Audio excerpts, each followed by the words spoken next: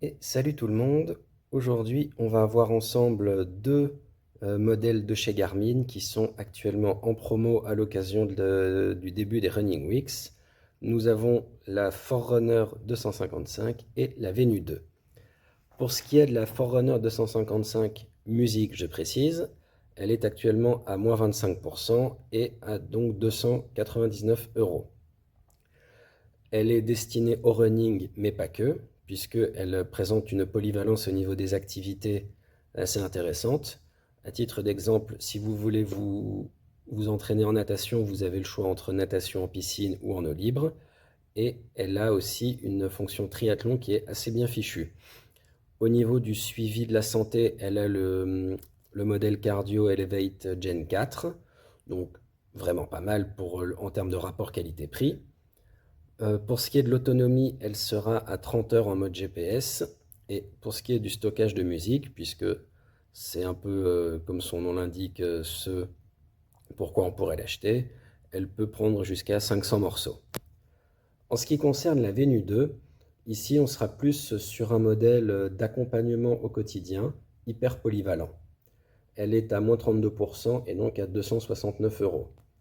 Comme je le disais il y a quelques secondes, elle va vous accompagner au quotidien avec un focus mis sur votre bien-être. Donc on retrouve tout ce qui va être application type body battery, mesure du stress, analyse du sommeil, prévision des cycles menstruels. Même si ça, j'avoue que à titre personnel, je suis un petit peu moins concerné.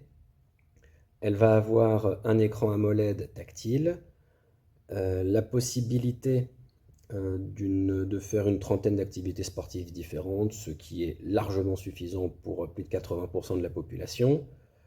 Vous avez la possibilité d'utiliser Deezer et Spotify dessus sans avoir besoin de votre téléphone à distance.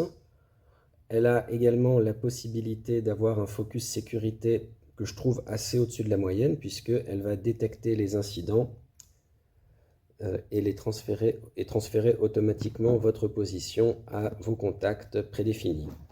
Enfin, en termes d'autonomie, elle sera un petit peu moins importante que la Forerunner, et c'est peut-être aussi ce qui explique le fait qu'elle est un petit peu moins chère, à savoir 22 heures avec le GPS, bon, ce qui est quand même pas ridicule pour les personnes qui ne font entre guillemets que de la course à pied, à moins d'aller faire des 100 km de route, vous devriez faire à peu près tout ce que vous voulez.